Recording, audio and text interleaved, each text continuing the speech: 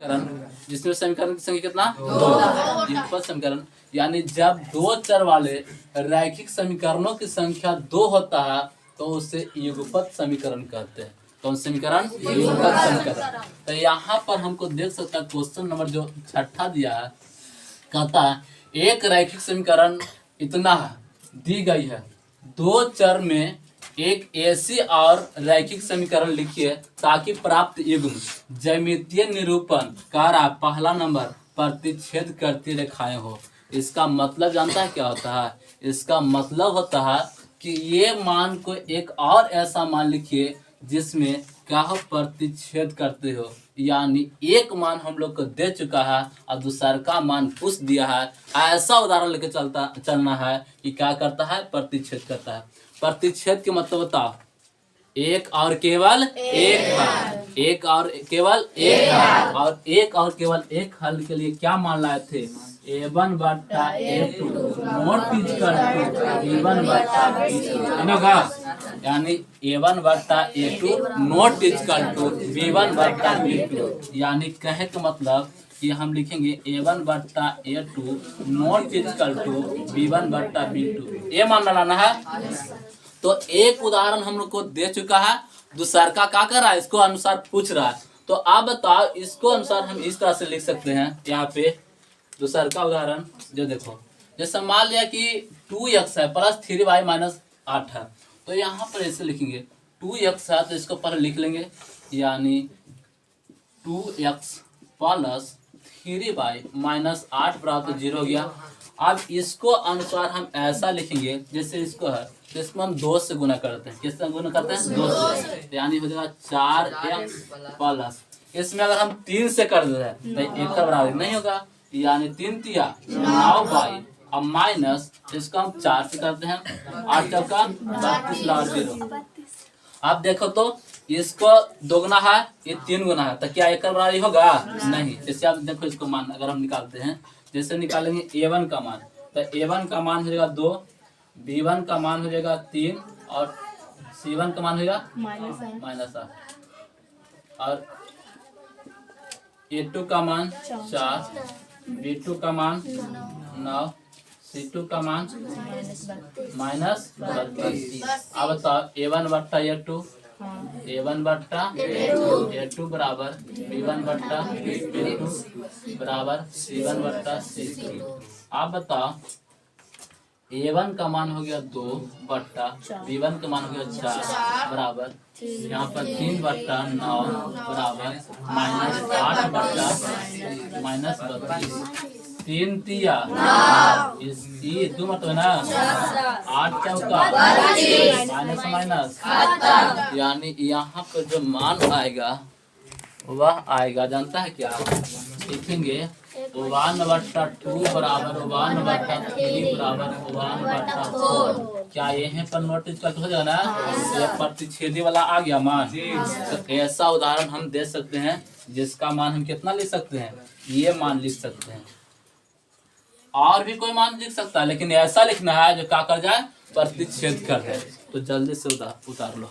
आप समांतर के लिए क्या बताए थे कि A1 बट्टा A2 बराबर B1 बट्टा B2 बराबर C1 बट्टा C2। उदाहरण तो ये है, इसका मान लिख लो, यानी 2x प्लस 3y माइनस 8 बराबर 0 है ना।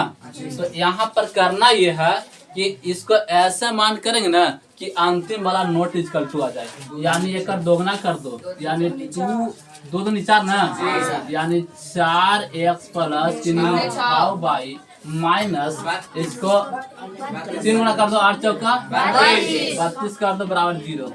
आप देखो A1 के मान हो जाएगा 4, यानी 4 न 2 ना, B1 के मान हो जाएगा 2 और C1 के मान हो जाएगा, A2 का मान हो जाएगा 4, B2 के मान 6, C2 के मान 32। अब सुनो, यहाँ पर A1 बट्टा A2 समझ लेना, यानी 2 बट्टा 4 बराबर 3 बट्टा 6 बराबर -8 बट्टा -32। यहाँ पर 2 गुना 4 3 गुना 6 8 चौका 32, यानी इस तरह से मान लिखेंगे। 1/2 बराबर 1/2 नॉट इक्वल टू 1/4 समांतर के लिए। देखो ये तीसरा नंबर क्या लिख लेंगे, करा संपाती ना, संपाती रेखाएं, संपाती रेखाएं, ये संपाती रेखाएं है ना, तो संपाती में क्या चलता है, कोई नहीं कटेगा। तो यानी इसको पहले मान लिख लेंगे 2x + 3y - 8 = 0। उसके बाद हो जाएगा, तो सब में दोगुना कर दो, यानी 4x + 6y - 8 दूना 16 = 0। अब a1/a2 पर जोड़ दो, यानी a1 का मान होगा 2, b1 का मान है 3, c1 का मान हो जाएगा -8, a2 का मान हो जाएगा 4, b2 के मान हो जाएगा 6, c2 के मान हो जाएगा कितना -16। लिखेंगे 2/4 बराबर 3/6 बराबर -8/-16। मेरा से खत्म 8/16।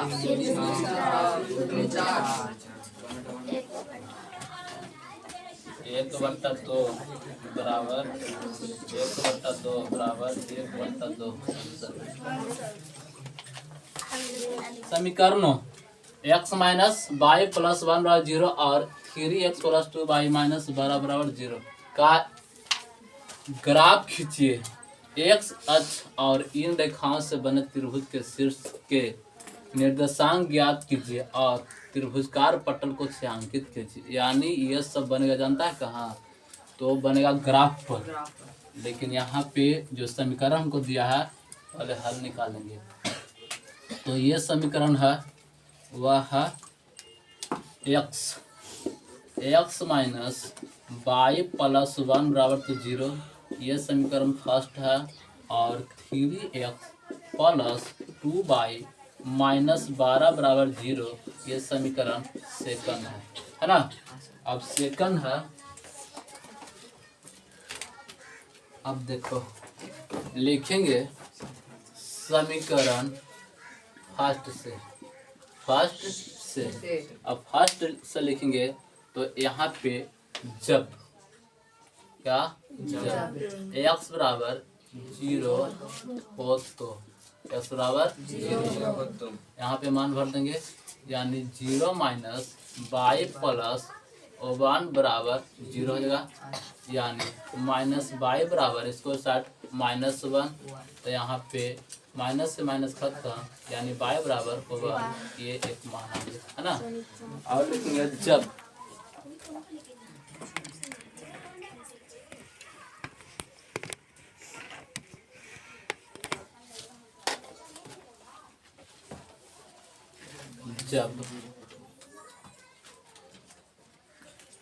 y बराबर 0 हो तो तो यहाँ पर लिख देंगे कितना, ये मानना है, यानी x - 0 + 1 = 0 होगा ना। तो आगे बढ़ेंगे, यानी x + 1 = 0, यानी x बराबर -1 होगा ना, यानी एक मान ये आया।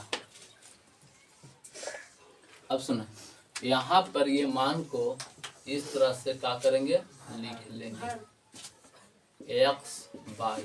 जैसे x का मान हमने 0 रखा तो y का मान आया 1, जब y का मान 0 रखा तो x का मान आया -1। अब सुनिए समीकरण सेकंड से, समीकरण सेकंड से। अब सेकंड से सुनना है तो ये समीकरण है 3x + 2y - 12 = 0। और देखिए जब x बराबर 0 हो तो x बराबर 0 हो तो यहाँ पे जहाँ x वहाँ 0 भरेंगे, यानी 3 × 0 + 2y - 12 = 0।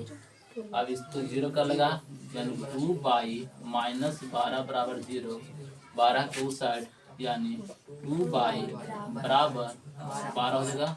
तो बाई बराबर 12/2 6 मतलब, यानी बाई बराबर 6। अब लिखेंगे जब जब बाई बराबर 0 हो तो, बाई बराबर 0 हो तो यहाँ पे तो लिखेंगे 3x प्लस 2 गुनी 0 माइनस 12 बराबर 0 होगा ना। तो 3x ये 0 ना हो जाएगा, यानी माइनस 12 बराबर 0। तो 3x बराबर 12 बचेगा, तो साइड जाएगा था। तो x बराबर 12/3 क्या मतलब 4, यानी x बराबर 4। तो यहाँ पर जैसे ही हमने बाई और 0 रखे तो x का मान कितना आता है 4। ये मान को हमने क्या करेगा, लिख लेगा।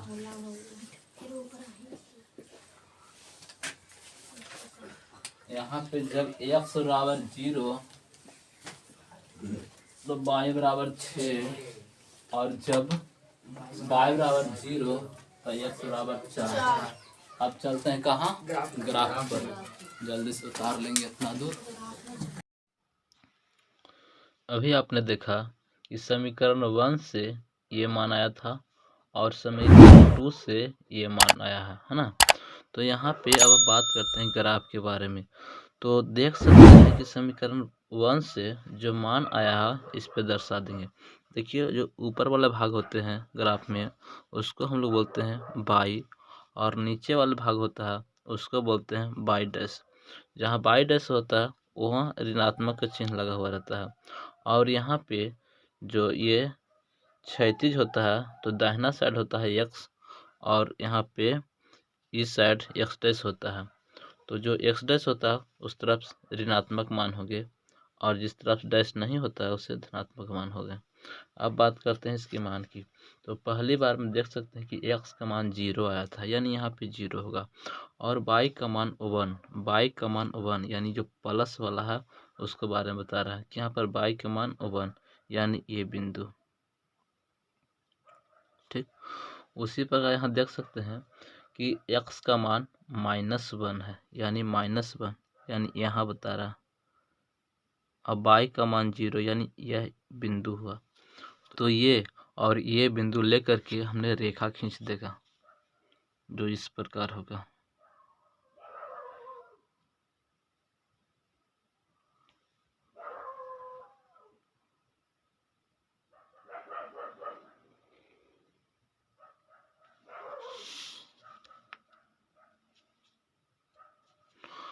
अब बात करते हैं समीकरण 2 से जो मान आया उसके बारे में। तो यहाँ पे x का मान 0 और y का मान 6 है। तो x का मान 0 और y का मान 6 यानी ऊपर की ओर भागे, तो यहाँ पे ये बिंदु के बारे में होगा। अब सुनिए, यहाँ पे x के मान 4 है और y का मान 0, यानी x का मान 4 यानी ये साइड यहाँ पे होगा। तो ये और ये बिंदु के हमने क्या करेगा, मिला लेगा।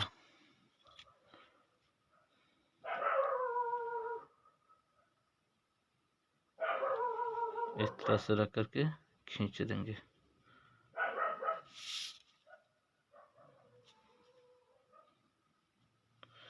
तो यहाँ पर देख सकते हैं कौन ऐसा बिंदु है जहाँ पे दोनों रेखाएं एक दूसरे के मिला है। तो वह बिंदु है यहाँ पे, जो है x के मान 2 और y का मान 3। देखिए 3 के सामने 3 यहाँ पे मिल गया। अब सुनिए, तो यहाँ पे ये जो मान लिखे थे वो क्या था, पहले x का मान यानी -1 और y का मान था 0। ये बिंदु की बात करें तो x का मान था 4 और y का मान था 0। ये बिंदु की बात करें तो यहाँ पे x के मान था 0 और y का मान था 6। अब देखिए ये कहता है कि इसको जो त्रिभुज बना है उसको छायांकित कीजिए। तो देखिए तो त्रिभुज बना है ना ये और ये, तो इसको क्या करना है, छायांकित कर देना है।